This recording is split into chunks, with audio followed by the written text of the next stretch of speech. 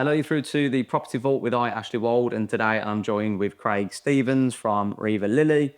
Craig, thanks for jumping on. That's all right. So we've known each other for probably coming up to 2 years now, part of EXP together. Can you just give a little bio on yourself?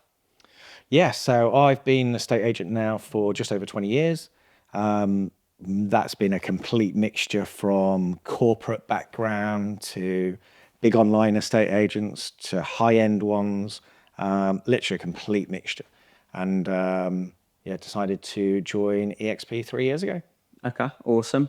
So when you joined EXP, it wasn't just you joining, was it?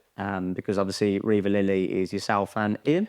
Yeah, so I joined initially. Okay. So Ian, who's my business partner at Riva Lily, he was working for an independent self-employed estate agent. I joined EXP and went on my own, and we keep kind of playing golf together, and I wanted him to join, and I kept saying, look, we'll get going and we'll get it bigger. And I had this dream in mind all the time. Maybe not necessarily the name, that probably didn't come there, but yeah, us joining forces. And it only happened when, ironically, we both, for the first time ever, both went to the same valuation. And that was it then. And yeah, so he walked out the door, I was about to walk in, and we're like, right, now we're kind of starting to overlap. Maybe we should start thinking about doing something. So I was at EXP for 18 months. And then Ian was like, right, okay, let's think about joining forces. And hence the Riva Lily started. Okay, so tell us about the name first of all. So Riva Lily is my daughter, Riva, and my business partner, Ian, his daughter, Lily. So we wanted a name that was a bit more feminine. You think like Ian's Ian Ratcliffe, I'm Craig Stevens. We kind of say we can't really have Ratcliffe and Stevens. Sounds like a double act. Will someone think we're magicians or solicitors? We kind of put quite a few names out there. And there's a lot of estate agents here, without naming them, that are blokes, men names. And we thought it was probably going to sound a bit harsh, but we couldn't kind of call ourselves Claires or Lucy's or without no Claire or Lucy working Yeah, it. trying to be something you're not. Yeah, it would have just been a bit weird, but we wanted that kind of a bit more of a feminine, kind of softer touch name. And luckily for us, we obviously both have daughters, so Riva Lily evolved. To be fair, it's a pretty cool combination, I think, personally, because the name itself, you wouldn't just automatically assume that's an estate agent, which is what I quite like about it, to be fair. So, and the branding itself and the office as well, it's pretty cool, to be honest. It's quite a personal touch space you've got here. Yeah, and it's an unusual one because, I mean, Riva, our daughter, that name comes from Italy. Where me and my wife got engaged, there's a place called Riva del Garda in Lake Garda. So we got that name from there. So the colours are a bit kind of Italian-y. Okay. I've had people say about the office, because it's kind of got hand-drawn pictures and paintings all over it that looks something like it's a bit like out the Italian Riviera or something like that. So I can see that, to be fair. it wasn't the kind of the look we probably went for initially. We started having RL for Riva Lily, and by the time we showed a lot of people it, they all thought we'd ripped off Ralph Lauren. Right, okay. So yeah, we're Ralph Lauren, and so we couldn't kind of use that. So Ralph Lauren RL seemed to change to what we've got today. Awesome, to be fair. So how long has Riva Lily been born for now then? 18 months. Okay. And it's going well? It's going great. A lot better than what we expected, or it took off a lot faster than what we expected, which I imagine probably a lot of people say. It snowballed very quickly, but it also happened, we launched Riva Lily at the same time as we launched this office. So although I've been going on my own at EXP for 18 months, Ian had been going in his brand. I think it just happened to all the stars aligned, new office, new name, new two people coming together, at a time that there was a lot of bigger agents here that had been here for a long time, and I think had probably just got a bit complacent, and they weren't really doing social media, they weren't really doing videos and professional photography and those kind of things. So when we came in and started doing all that, I think it just stood out. Yeah. Well, we drove past a few boards coming in, to be fair, and I think the boards themselves look quite different to your generic estate agency boards, full stop. Yeah, they're a bit different. The office as well doesn't have, if you noticed, any properties in it. No. So there's not many estate agents don't have any properties in their window. initially we had a couple of people that kind of said, you haven't got, any properties. Does my house need to go in the window? And we kind of explained to them that, if we need to put their house in our window to sell it, then we have major problems. That's not where we really should be finding the buyers. And so that kind of, people laugh about that now, and it is a little bit different. The boards are a bit different as well. We get a lot of reviews off those. People seem to like them. And again, they're very personal because they've all got a bit like everyone with EXP. They've got our faces on, got our mobiles on. So again, just trying to make it easy for people to get hold of us. Yeah, which ironically is the whole reason I think, and you'll probably agree, estate agency carries a bad reputation because of the lack of communication that you get through traditional estate agency. Like in the early days, going back to the window cards there, I had people saying to me, but you haven't got a shop front. And that was the objections I was facing, not all the time, but some clientele, probably more the older clientele that would really think that was what needed to be done to get a house sold. But then you will get customers that will say that, but then don't want a board outside. It's like, well, if you want full marketing, don't you? I think it's probably a tradition though, isn't it? People kind of thought, if I'm going to sell my house, I've got to have someone come round who's suited and booted with a tie, with a clipboard, who's going to measure up the house, take the photos on the day. I think we've probably had too many years of that. The window display, the office desks, things are obviously changed a lot. But I think that was probably the perception. I think a lot of younger people actually don't care about that, and they don't want to come into an office, and they probably want to text you and WhatsApp you rather than ring you. Yeah. But I totally agree with what you say. I think the older generation probably expected, like, where's your office? And I think there's obviously a lot of estate agents that probably played off it. Oh, the guy works from his bedroom. Yeah. That probably happens as well. But equally, I think like even with, because we've both obviously got teams, and obviously they can come and work from the hub if they wish. But like if a customer needs them for whatever it may be, like one of my partners has gone multiple times to that house to support them with solicitors' paperwork and filling out emails, etc. and stuff like that. And that's, I think, the difference, isn't it? Where it's a lot more hands-on, it's a lot more personal approach. Yeah, because you don't have to list 20 houses a month. You don't have to be that volume estate agent just putting house. You can obviously list less, which means then you can concentrate more on every single house.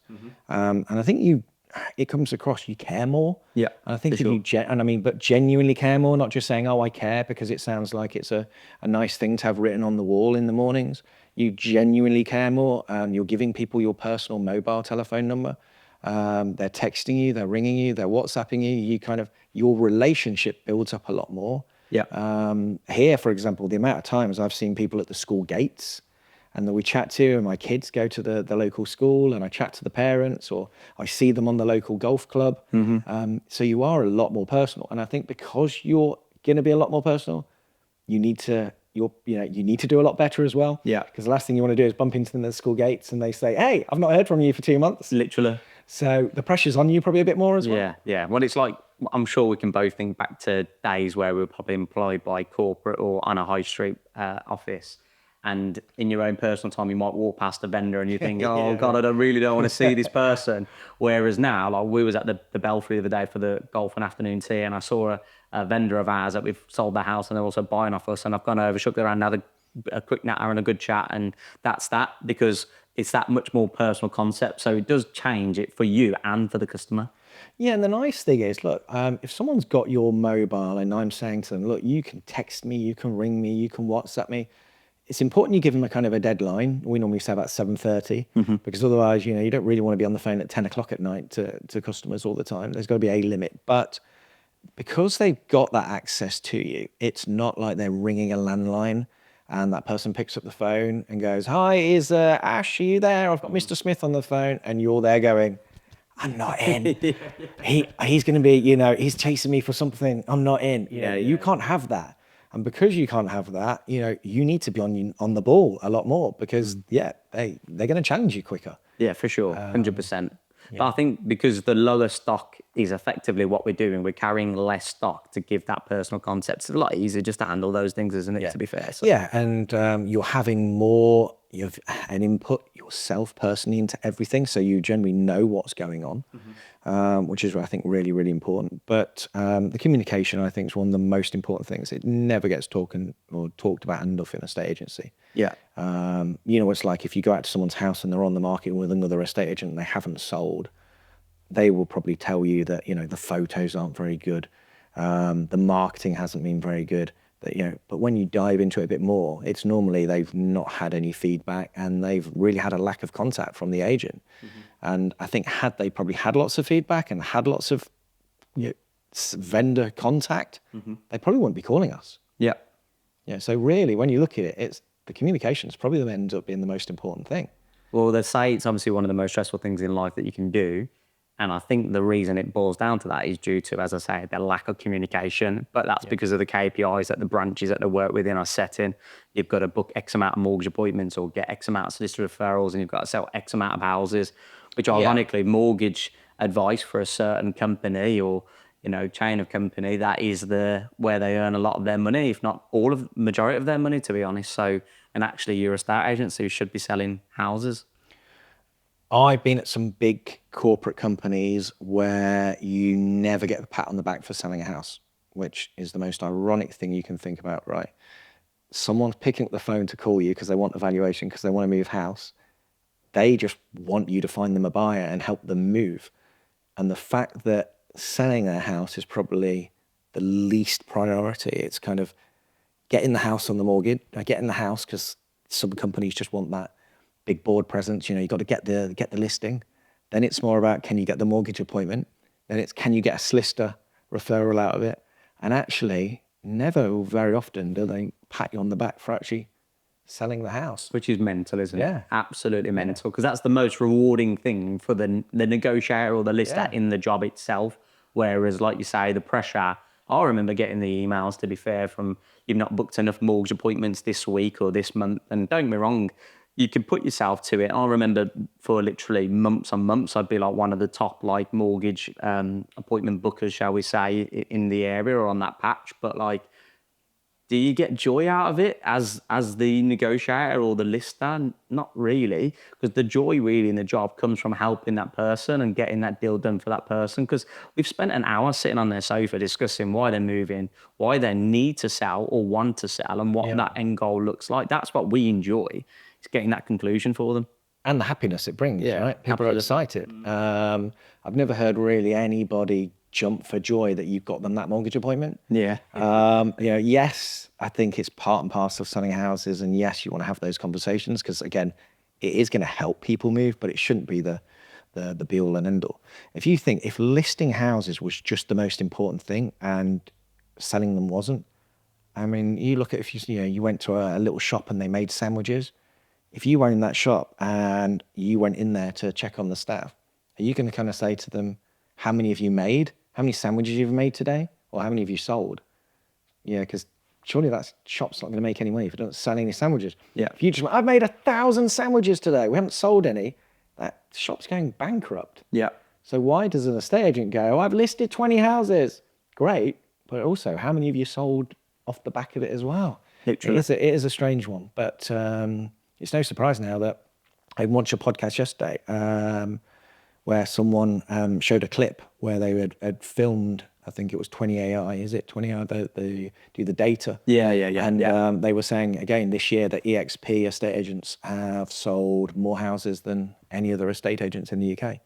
And it's got to be a big part of it. It's got to be that communication, that personal touch. 100%. People buy from people at the end of the day. I did a post about that this week, and it's so true. And it's something I didn't learn until probably about 2.5, 3 years in. To be fair, actually, the reason people are using me was because of me, effectively, and my team as we grew. So, so where did your career start in estate agency?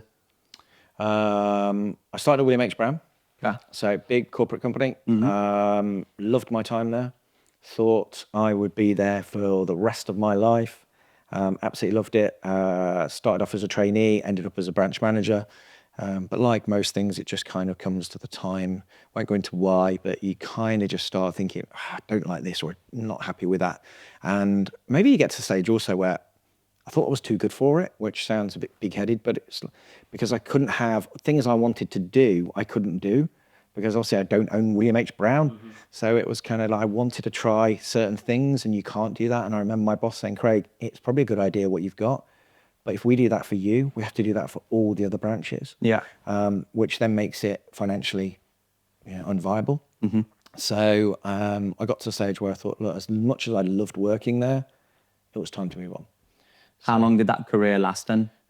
6 years. You'll notice with a lot of this is 6 years, which is a bit weird. I've done 6 years at William H. Brown. Then I moved on to bought my own franchise and owned some Newton Fallowell franchises. That lasted 6 years. So I ended up owning 3 Newton Fallowell franchises and a Fine and Country franchise. And again, that was amazing. We did a side lettings franchise, and I loved my time there because although it's a franchise, you can pretty much pick what you're doing as long as you don't damage the brand. Yeah. So you can pick your marketing and everything else, which was great. You hire your own staff. But again, it got to the stage where we built it up so much. Luckily, we had Belvoir bought Newton Fallowell out, and I had an opportunity to sell my business. And it just came at the right time. I'd been doing it 6 years, and I thought, actually, time to sell it all. The offer was too good to be true. So we sold it, and I thought, I'll take a year out of the business. And I had a 2-year-old at the time, so I thought it'd be great to spend time with my 2-year-old. Especially, my son George is autistic, so he needed a bit more care and attention. So I thought it'd be great to do that. But that 1 year out of the business ended up being 2 weeks. Oh, really? Yeah. I had a lot of friends at the time who had all left their businesses and they'd all gone to Purple Bricks. When you're kind of going back about 10 years ago now, when they had just launched and they were doing really well, and everyone was having a whale of a time, really enjoying it. They're obviously all self-employed estate agents as well, and I was obviously self-employed, and I didn't really want to go back to an employed role, so I jumped into the Purple Bricks, and weirdly that lasted 6 years. So literally this is a bit of a, yeah. I mean, don't get me wrong, 6 years is still a stretch. It's still a good number of years, but did you feel like you had to jump into that because you felt like the opportunity was almost too good to turn down? Because obviously you said to yourself 12 months. Yeah, so I wanted 12 months. It was more the fact that when I didn't want to do anything and they were like, Craig, it's really, you come and do it. You're self-employed, so you can do as little or as much as what you want. And I thought, you know what, actually, I could probably join Purple Bricks. And because it was do as little, you're self-employed, do as little or as much as you want, which isn't quite right. It wasn't like EXP kind of do a little or as much as you want. I thought, actually, I could probably go and list a couple of houses a month, keep my toe in the water so I could keep in the property game. And then when I did want to step up, I could step up again. Unfortunately, it doesn't work like that with Purple Bricks. You end up listing about 20 houses every month. So that rest didn't really come. Yeah, it was straight in at the deep end because they had obviously valuations galore. Yeah. So, you were busy. So you couldn't turn them down, could you not? No. You have to do those valuations. You're busy on viewings because when I joined, you had to do all the viewings. You had to do all the photos yourself. You had to do the offers yourself. You had to do the vows yourself. You did everything. You were a one-man band estate agents, even though you were under the big umbrella of Purple Bricks. Yeah. So it was pretty full on. But yeah, if you speak to most people, there was a lot of people that lasted like 6 months and were just exhausted. Yeah, I can only imagine you were almost probably working like virtually 7 days a week. You were working non-stop, but it wasn't necessarily, it was more the time it took. You were typing up adverts till midnight. The amount of times I would be there in the house, the kids would be in bed, my wife would go to bed, and 2-3 hours later, I would still be at the laptop editing photos and typing up adverts. And then it got to the stage where I thought, this is just too much. It's just like, the money was good, which is great from a estate agent's point of view because you're listing and selling a lot of houses. But that's probably because you couldn't spend it because you were working 12, 14 hours a day. So weirdly, I handed my notice in. And the guy who was my boss at the time said, no, don't leave. I'll find you an area director job. And I was like, I don't know. I just quite fancy a break from it all now. And he's like, no, just literally promise me, just give me 2 months. So I said, okay, I'll give you 2 months. And then within 2 months, he promoted me to an area director role. Right. So you then gone from being self-employed to employed. It was still self-employed. Right. But self-employed as an area director, you just ran an area and you looked after all the other self-employed estate agents. So your job was, instead of going and listing houses, your job was really to, I suppose, inspire the people that are under you, coach them and manage them. So you offered them more support so they could go and list houses. They had a bit of support so you could help them if they were struggling with anything. But again, more than anything, I suppose, inspire them to keep going out more, listing more and more houses and build on that team. So you had to build on that team. So had that role existed prior to you going into it, or was it created for you? No, so there was a few of them already. It's just the person who was doing it at the time, which is why I think my boss said, give me 2 months. They weren't particularly, I think they were quite a stagnant business. They just weren't, that area wasn't going very well. So in theory, they took that person out and put me in it. And then we kind of, just grew it. And even though you were self-employed in that role, I can only assume, again, you've got targets that you need to meet in order to fill that role. Yeah, well, all you're doing, instead of having listing targets and sales targets for you, you've now just got those targets on a bigger scale. Mm-hmm. And the bigger the team you had, the bigger the targets, and you still answered to people. So again, although you were self-employed, you still answered to people. And they would still be saying, come on, you need to get, our team was trying to get 200 listings a month, which was mad. Yeah. And we did get past that a couple of months. Yeah. But isn't it like insane when you stop and think about it, that Purple Bricks were huge. They came out with a bang, and I think it was because that homeowners knew now that they could pay less than £1,000 to sell their home. However, for many, many years prior to the existence of Purple Bricks, estate agents still carried a bad reputation. Yep. Effectively down to the lack of communication and so forth. So the fact this model's come out, more people jumped on it. And to be fair, I remember being on the high street and losing valuations quite frequently. I can't remember the conversion, but there'd be a good, I'd say 3 out of 10 maybe, that was losing to a Purple Bricks agent because of the fees.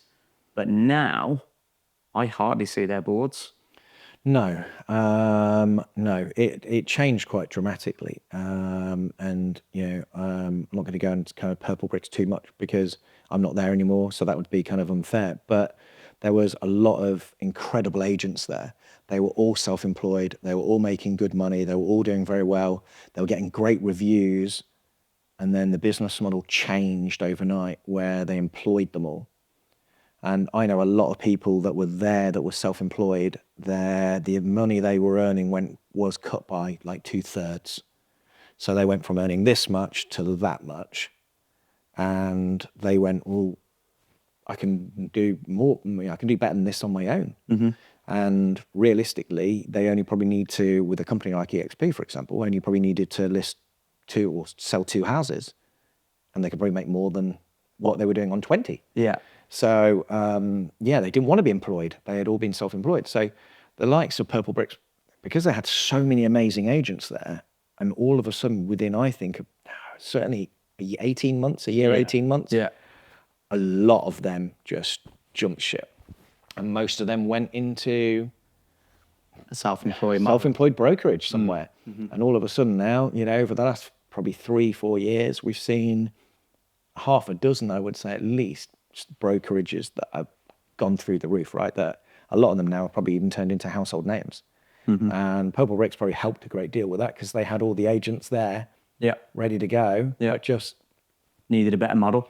They let them go by employing them all on a, not enough salary, giving them too many big KPIs to hit. And those people were great estate agents, so they left, and went to a brokerage, and the self-employed model was probably taken off even more. Yeah. So it's from there then where you then leapt into EXP. Yeah. So I left Purple Bricks. So it was a weird thing. I went and told Ian I was leaving Purple Bricks, and he couldn't believe it. He kept laughing because at the time I was running like the Midlands, so I had like about 34 agents. It was a really good job, but I just couldn't see where I was going to go with it. So at the time it was I'm thinking, look, it's a good gig. The hours are good. The people I work with were great agents. I loved working with them, but I couldn't see where I was going to be in 5 years' time, and that was the issue. was like, do I want to be doing this in 5 years? And the answer was no. So it was like, okay, what else is open to me? Do I want to go back being employed? Absolutely not. No. Do I want to go and run a franchise again? No. I probably want to be doing it my way. Do I want to then stay with Purple Bricks? No. So it was then, okay, let's look at what other brokerages are out there at the minute. So I looked into quite a few of them, had some friends that obviously went to all numerous different brokerages, and they all obviously offer similar things like with the commission and everything else. But I remember meeting with Adam Day and met up with him, and I liked what he said, and I liked the XP, the model. What followed, started following up a few people, Ben Moore, and watching people's progress. But I remember saying to Adam, I really like the XP, but there's only one thing I don't like about it. And he was like, okay. And he was like, what's the one thing? And I said, if I grow with EXP, I'm always going to be with EXP. It's always going to have EXP on Rightmove. It's always going to be EXP. I want to, you want to get that individual. Yeah. Yeah, that individuality. Identity. Yeah, that identity yourself. Because if all of a sudden, EXP grew and there was let's just say there was 20 agents in Leicester and everyone just saw EXP, well, then they might think that I'm all the same, and some of my business might go to competition. So I was like, how can I grow with EXP? But then as I grow and I feel like I'm doing well, try and get some, identity and individuality, I suppose, to it. And he was like, right, it's not quite here yet, but in about 18 months, we are going to be doing something called Teams. I was like, okay. He goes like, they do it in America already. And I was like, okay, tell me about Teams. And it was the Teams bit that got me going into XP. Okay, so that's quite interesting. That literally something that was soon to be 18 months' time. Yeah. That was what you rolled your punches on effectively. Yeah. And did you not take that back to the other brokerages you were speaking to see if they were going to do something of the same or not? Well, there's three things. One, a lot of the brokerages I spoke to, you couldn't do that because you were building up their brand rather than EXP was kind of building up my brand, as in my name. It was Craig Stevens, Craig Stevens, Craig Stevens. So I wanted my name above the board rather than theirs. The second thing was then, which we'll come on to, the things like the rev share that Adam Day was really, really kind of excited about. None of the other agents that I spoke to, brokerages, offered that. And then the third one he was telling me was like, if you do well, Craig, and you think you're going to do this, you think you're going to hit these heights, and you think you're going to do this, you can cap, and you can be an icon agent, and you can do this. And he started telling me all these things that you could do, which, although you don't want to have a business giving you KPIs, you have ambition, and it's nice to hit certain milestones. Yeah. And I suppose that's what they are. They're kind of milestones rather than KPIs.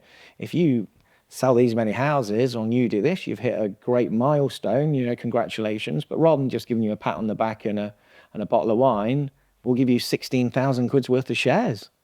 And I was like, that just sounds insane. So I'll get 16,000 pounds worth of shares if you be an icon or if you hit this. And so it was kind of shares, rev share, that opportunity to be Craig Stevens at EXP, but then also turn into a team. So there was numerous things really. It ended up being a no-brainer. Yeah. I mean, it is good though, because that you actually believed in it though as well, because obviously you can have carrots dangled obviously in the near future about how things may change. And as we all know, just in terms of life, that doesn't always come through. So it was really good that it did. And to be fair, I never personally had any ambition to go anything other than me. Yeah. And I'm very fortunate now that it snowballed, as we discussed earlier, to be fair, that it has. And, I've got the 4 self-employed partners under my umbrella, and I've got 6, including myself, within my employed team now. So it is crazy how it all snowballs and how you can still, as you grow, maintain that core value, which is giving that customer service to buyer, seller, landlord, tenant. So it's pretty exciting, to be fair. Yeah, and it's nice. Look, everyone, well, I say everyone, there's probably not everyone that starts at EXP with the ambition to launch a team. I like the idea of it. It kind of evolved, so it wasn't really the main reason I joined, but it's kind of like, I like the idea of it. I like the idea if the business took off the way I hoped it to, there was that opportunity. there was the option, I suppose, and it's good to have the option there rather than no option at all. And I think probably a lot of people that join EXP probably get surprised how well they do.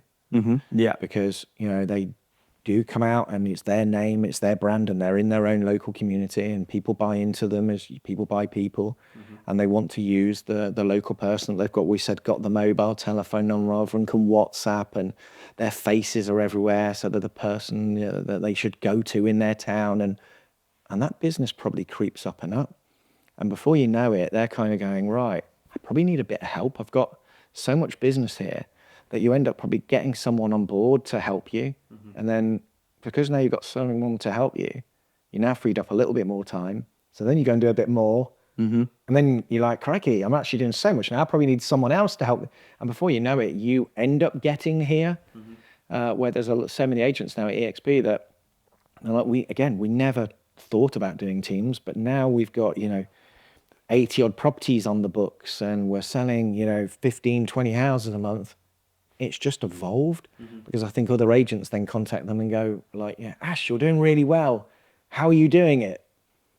And you end up having that conversation, and it is mind blowing, like you say. Like I remember speaking with a potential agent, probably going back about a year ago now, who worked for Dixon's, and so part of corporate, and I was actually quite blown away to find out that we were like double the size of that branch that has been sitting there for probably 30 years.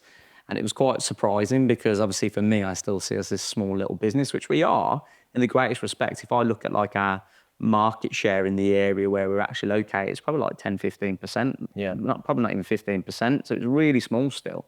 And we are still a small business, but actually like we're doing really well of it. And it's not just changing my life, it's changing my staff's life as well, because they're coming into a fun work environment now where they genuinely are passionate about it and they care about the customer, and therefore the customer's leaving the Google review, and then that's snowball. And I went to a valuation this week where we had sold their house previously, but it fell through due to ill health, unfortunately. So I went back out seeing them, had them in quite 12 months. And before I left, she actually gave me a customer's name and number for one of her friends who is looking to sell. Like she literally had it written on a piece of paper for me, will you call this person?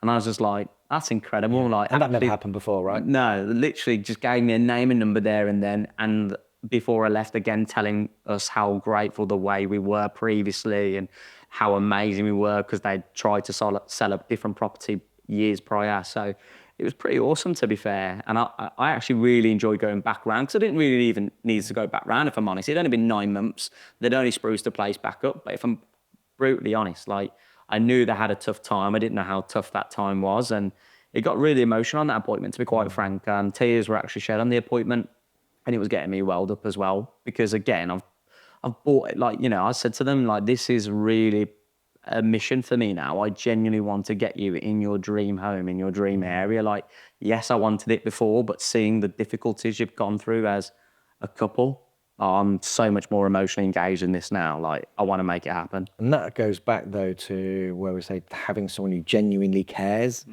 Not just because I said it's on the wall and they say, hey, that should be one of the, the many things you should be at this company. It's just naturally instilled into you because it's your company and your name, and because it's your name, you generally care more. Yeah. Which is why then the numbers get passed to you and the referrals get passed to you and everything else, right? Absolutely. So how's work-life balance for you these days? It's got a lot better. So one of the reasons I say it's got a lot better, when I started on my own as like Craig Stevens at EXP, you obviously have to build that business up. But I wanted to be available 7 days a week. Now, when people say 7 days a week, oh my God, you must be, off your foot, off your feet. You're so busy. There's no work-life balance. It's not 9 to 5. I'm not in an office. I'm working from home. So if someone wanted a valuation on a Sunday, I'd book a valuation from 10 till 11, and I still had the rest of the day. Yeah. But you're building it up. We've got really busy. I mean, Riva Lily. Rightmove stats this year, we've listed more houses in Charnwood than any other estate agent. We've sold more houses in Charnwood than any other estate agent. So we've got, I think, as we speak, 98 5-star Google reviews. So hopefully by the time this goes out, we'll be over 100.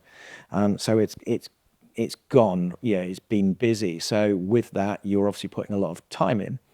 Now we've got more partners coming on board at Riva Lily. We've got frees up a little bit more time for me and Ian. So we've concentrated more on kind of the business, because at the minute now there's 5 of us going out doing valuations. Brilliant. We've got 3 sales staff. So from that point of view, it frees us a bit more time up. We've had another guy, I said, just join us this month. He's had a great start. He's already had a couple of listings, a couple of sales. And again, he's going to help us though, when we can take a couple of days off, when we can go on holiday. We've got Kate Mosley, we've got Georgina that works for us. Kate's actually just got married. We've got Harry, we've got myself, Ian. So because there's a few of us now, it can take the pressure off. And one person now can say, hey, I want to go on holiday, and their business doesn't suffer, because all of us will pick up the valuations, pick up the slack and just say to them, look, just leave your phone, tell your customers you're on holiday. And that hasn't happened for years since I've been self-employed. That's like, I've been self-employed, I think 12 years, and that's the first time it's happened.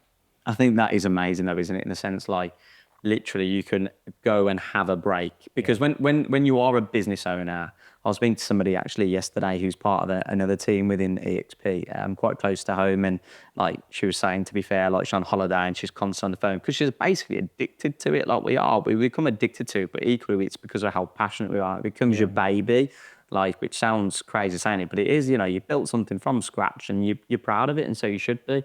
But I think the fact that you can have your team support one another now, still earn what they want, and then go and take a break when they deserve it and when they need it, because actually we all need a bloody break. Everybody goes on a holiday to escape from life. Yeah, and the whole point, look, if you're going to, I always think, if you're going to be a self-employed estate agent, you want to make it fun. So you shouldn't be enjoying it. And if you can't spend time with your family, you can't go on holiday, then, well, you might as well just earn less money and be employed somewhere, and just, down tools and go on holiday. There's got to be that support, and we're really passionate about people going on holiday, putting their phone down, going and having that break, because family time and that is incredibly important. Massively, to be fair. And do you get to go do school runs and stuff like that? I do. I will literally be picking my daughter up this afternoon. I drop her off every morning, and then on Fridays pick her up. How class is that though? Yeah. Do you know people within the industry that you've known for a long time that are still working on the high street and don't have that luxury, or? Yeah, so some of them have turned into self-employed agents now as they've watched people evolve, and they can see the benefits of what they're getting and they were missing out on. But there's still a lot of agents I know that are really, really good estate agents that, one, don't earn half the money that a lot of EXP agents do, and they certainly don't have the free time to go on holidays, to do the school run. I say this to my daughter. It sounds a bit corny here, but I say it to her. That's one of my favorite times of the day. She holds my hand. She's only 6, and we literally walk to school and we just chat. And it's really nice. It's a great start to the day. I mean, how can you then be miserable? Yeah.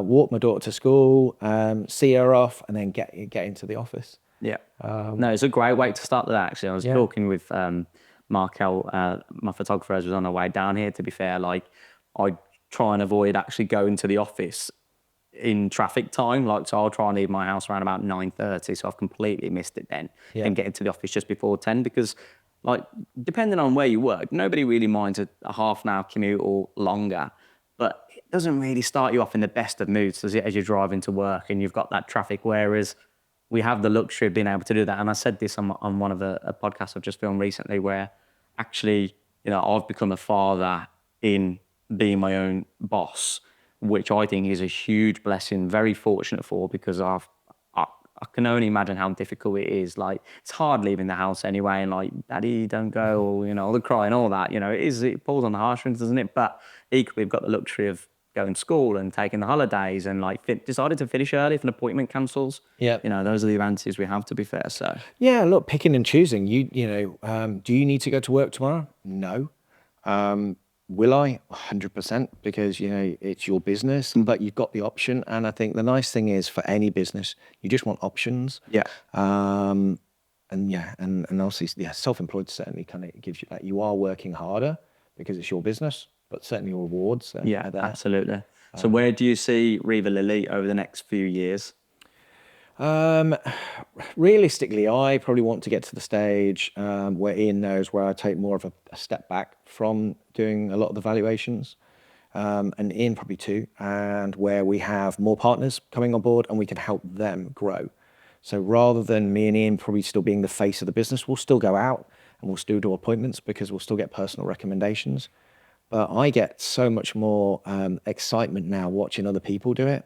We've got to this stage where there's 5 of us going out valuing and seeing the partners now go out and get those listings, and you see the fees they're charging and the holidays they're going on and everything, and then growing their own personal brands.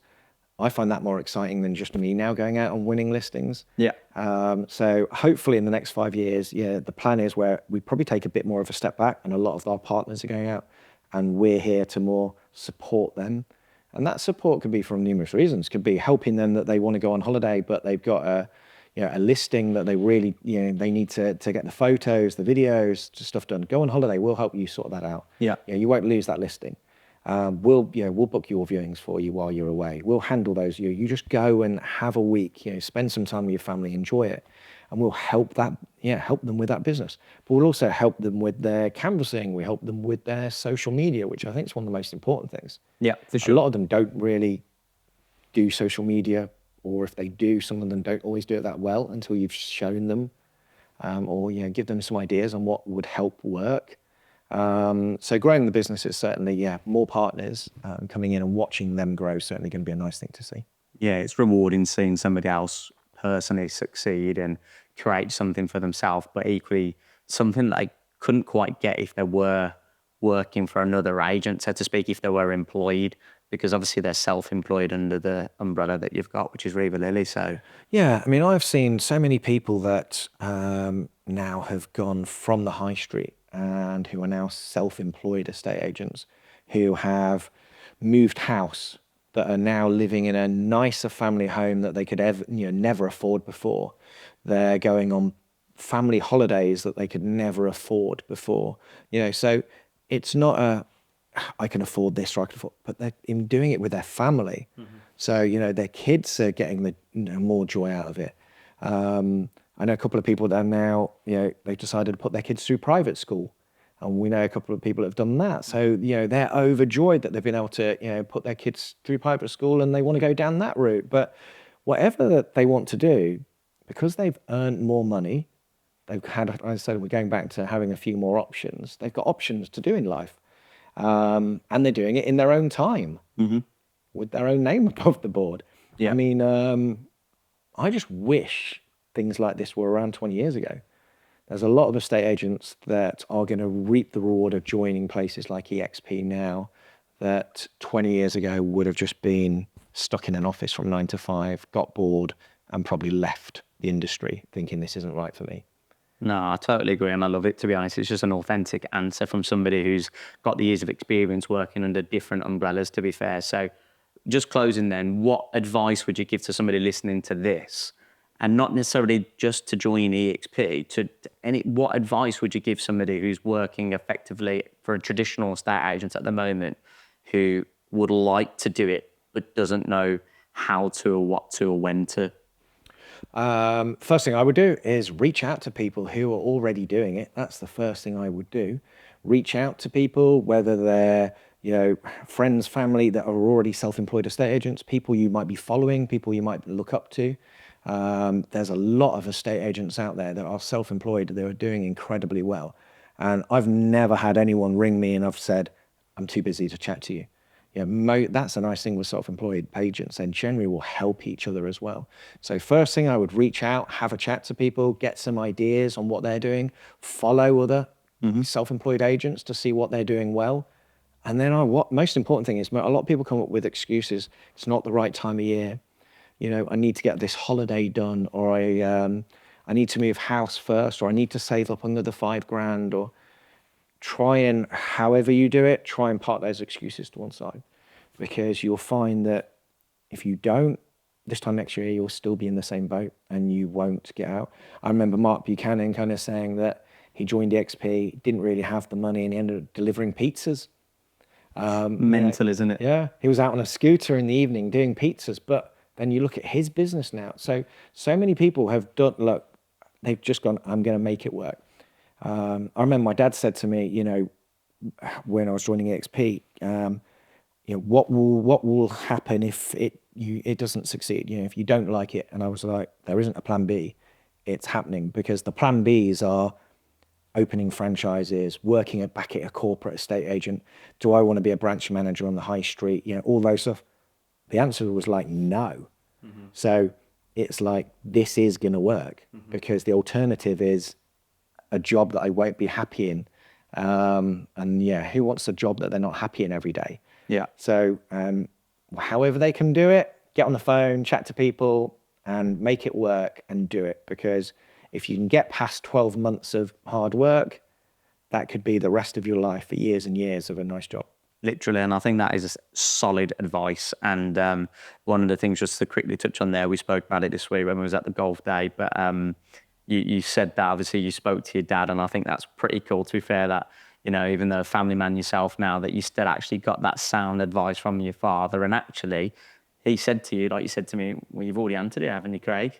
And you were like, I had. Yeah. You know, when I said to my dad, you know, look, what do I do? You know, when I wasn't happy at PB and I wanted to leave, and he was like, okay, well, let's go through your options. What about going back to the high street and being a branch manager? And I was like, absolutely not. You know, don't want to be doing that. What about opening a franchise? No, I want my name. I want to do it myself. And we just went through like the options. And he was like, well, yeah, you kind of got back to that. You keep going back to that one option. And he's like, I think you're answering this yourself. But it was nice to kind of put that to my dad and kind of put those options and just get someone else to you know, get it off your chest and start seeing what someone else's opinion was. But yeah, it did. It came back round that this was, I needed to do it on my own. I need to get my name above the board.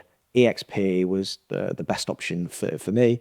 And obviously the last 3 years have been incredible. So I wouldn't change anything. Well, there's no need for any more questions from me, mate. Thank you for your time. I really appreciate it. Cheers, Craig. Thank you.